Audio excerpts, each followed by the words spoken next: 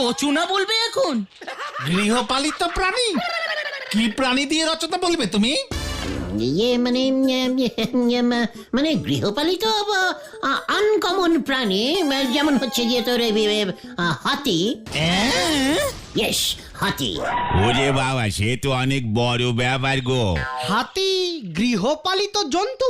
হাতিকে গৃহে পালন করা যায় গুলটে মামা? আলাবাত যায়, একটু ভালো করে বুঝিয়ে বললেই হাতি বুঝে যায়।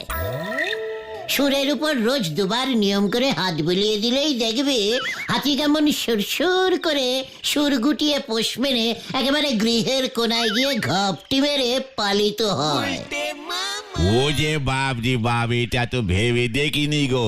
কিন্তু হাতি তো বনে থাকে বলি শুনেছি। ওরে নরারে, গরু মোষ ছাগলও বনে থাকে। যখন বনে থাকবে তখন বন্য, আর ঘরে এনে পোষ মানালেই হয়ে যাবে অন্য। এ মানে গৃহপালিত। ঠিক বলেছ তো। বাঁদর কেউ লেখে? হেডস্যার বাঁদরের নাম শুনলেই খেপে যায়। সারাদিন এত বাঁদরের মধ্যে থাকে তো। এই খেয়েছে, এটা তো ভেবে দেখিনি। এবার হাতি নিয়ে লিখবে তোর ছেলে। হাতি হইল একটি খুবই বৃহৎ এবং শান্ত প্রকৃতির গৃহপালিত জন্তু। অন্য কোন গৃহপালিত জন্তুর সুর নাই, ইহার আছে। ওই সুর দিয়া মাঝে মাঝে পোষা হাতি মালিকেরও পিঠ চুলকাইয়া দেয়। এছাড়া হাতি ঘাস খায় না, তাই রোজ রোজ মাঠে চড়াইবার কোনো ঝামেলাই নাই।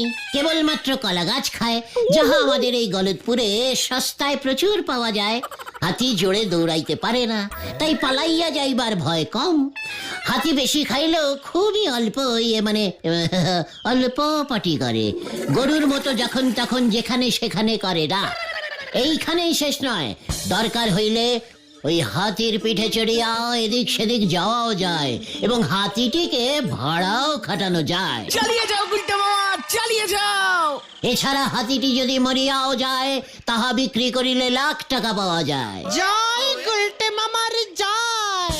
ওরে বাপজি বাপ, এই গৃহপালিত হাতি দিয়ে তো তাহলে ব্যবসাও করা যায় গুলটে বাবু। আমি হাতির পিঠে ঘুরে ঘুরে রানিং চা বিক্রি করব, দরকার হলে হেড সাথে স্কুলে পৌঁছে দেবো কোন। ওই ব্যবসাটা এবার আমি করবো রে নরা। পেয়ে গেছি আমি। পাচুরে চলে আয়, চলে আয়।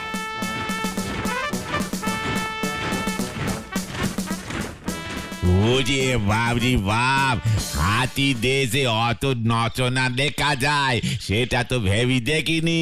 কিন্তু গুলটে বাবু হাতির ব্যবসা করবে বলছে, কিন্তু আমাদের এই গলতপুরে